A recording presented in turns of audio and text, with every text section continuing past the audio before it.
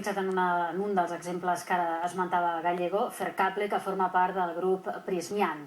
Els treballadors de la planta que l'empresa té a Sant Vicent dels Horts denuncien que l'expedient que deixarà al carrer un centenar de treballadors amb llocs de treball directes i indirectes arriba just després de la reforma laboral. La direcció no ha volgut fer declaracions. Fercable va néixer com a cooperativa l'any 1960. Llavors, la van comprar successivament Siemens, Pirelli i, finalment, el grup Goldman Sachs. Ara forma part d'un grup italià anomenat Prysmian, que té 3 plantes per fabricar cables a Catalunya. Els treballadors veuen una relació directa entre la reforma laboral i l'ERO.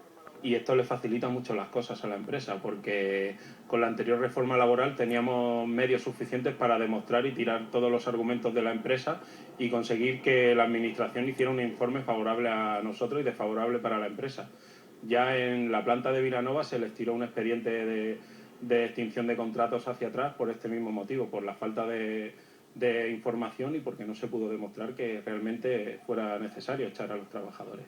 Aquest matí hi ha hagut una reunió entre l'empresa, els treballadors i l'Ajuntament de Sant Vicenç en què s'han tractat els problemes que al·lega Prysmian per tancar la planta, com ara la manca d'espai. L'Ajuntament el que diu és que si cal que ajudem a buscar un nou espai, un espai alternatiu, etc., nosaltres estem disposats a ajudar.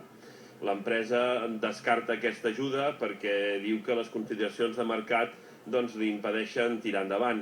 Però al mateix temps reconeix que la planta de Sant Vicenç dels Horts en concret és una planta que genera beneficis, que no té pèrdues i que presenta uns índexs de productivitat també molt importants. L'ERO, a més, coincideix amb la firma d'un contracte de 1.200 milions d'euros entre Prysmian i les companyies Iberdrola i l'operador elèctric britànic per fer el cablejat elèctric entre Escòcia, Anglaterra i Gal·les.